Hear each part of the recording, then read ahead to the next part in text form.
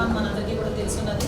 దీని మీద ఇమీడియట్గా గౌరవ సీఎం గారు ఒక 4 రోజుల ముందు నుంచి కూడా ప్రిపేర్నెస్కి అందరితో కూడా మాట్లాడటం, ప్రతి ఒక్క డిపార్ట్మెంట్ కూడా ప్రిపేర్నెస్లో ఉండాలి అని చెప్పి అందరినీ కూడా అలర్ట్ చేయడం జరిగింది. Maximum 28th midnight most probably Kakinada దగ్గర ఇది హిట్ ఇచ్చే పరిస్థితి ఉంది. అంటే 28th మార్నింగ్కి ఇది తీవ్ర తుఫాన్ కింద మారిపోతుంది. కాబట్టి దీన్ని కొంచెం తీవ్రంగానే పరిగణించి దీన్ని కొంచెం సీరియస్గానే తీసుకొని ఆ స్టేట్ గవర్నమెంట్ ఆల్ హెచ్ఓడీస్కి కూడా ఇన్స్ట్రక్షన్స్ కూడా ఇవ్వడం జరిగింది. సుమారుగా అన్ని డిపార్ట్మెంట్ వాళ్ళతో కూడా ఇక్కడ మేము ఒక మీటింగ్ అరేంజ్ చేసుకున్నాం. సుమారు ఎక్కడ సహాయక చర్యలు తీసుకునే దానిలో భాగంగా ఇప్పుడు ఎన్డీఆర్ఎఫ్ టీమ్స్ని సుమారుగా ఒక 6 ఎన్డీఆర్ఎఫ్ టీమ్స్ని, అదేవిధంగా ఎస్డీఆర్ఎఫ్ టీమ్స్ని దగ్గర మనకి 13 ఎస్డీఆర్ఎఫ్ టీమ్స్ని, అంటే రిజర్వ్లో ఉన్న వాటిలన్నింటిని కూడా కలుపుకొని దగ్గర 13 ఎస్డీఆర్ఎఫ్ టీమ్స్ని, ఒక్కొక్క ఎన్డీఆర్ఎఫ్ టీమ్ ఎస్డీఆర్ఎఫ్ టీంలో 30 మంది టీమ్ మెంబర్స్ కూడా ఉంటారు. వాళ్ళు ఫుల్ ఎక్విప్మెంట్స్తో వాళ్ళందరినీ కూడా ఆల్రెడీ డిప్లాయ్ చేయడం జరుగుతుంది. ఏరియాస్ని ఐడెంటిఫై చేసుకొని డిప్లాయ్ చేయడం జరుగుతుంది.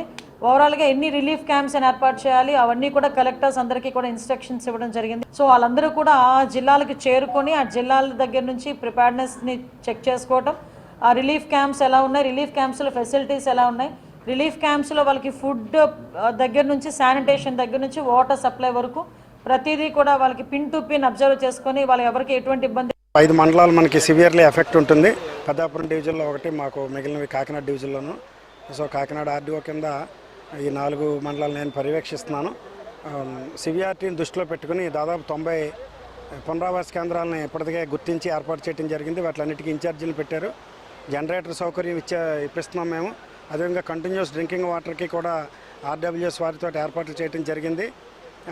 ముఖ్యంగా మనకు ఫిషర్మ్యాన్ ఏరియాలో నేరుగా ప్రభావం చూపేటువంటి మండలం మాకు ఉప్పాడ కొత్తపల్లి ఉంటుంది. ఎందుకంటే దాదాపు ఒక 2000 కుటుంబాల దాకా సముద్రం ఒడ్డున ఇళ్ళు ఉంటాయి. వాటిలన్నిటికీ ఖచ్చితమైనటువంటి ప్రభావం ఉంటుంది. కాబట్టి వారందరినీ కూడా రేపు ఉదయం నుండి పునరావాస కేంద్రాలకి వచ్చామనేసి హెచ్చరించడం జరిగింది. ఆటోల ద్వారా వారందరినీ హెచ్చరించడం జరిగింది. అదేవిధంగా మత్స్యకార పెద్దలందరితోటి కూడా ఇప్పుడే ఒక 200 మందితో అన్ని గ్రామాల నుండి సమావేశం జరిపి వారందరి సహకారం కోరటం జరిగింది. కొంచెం రెసిస్టెన్స్ ఇస్తూ ఉంటారు.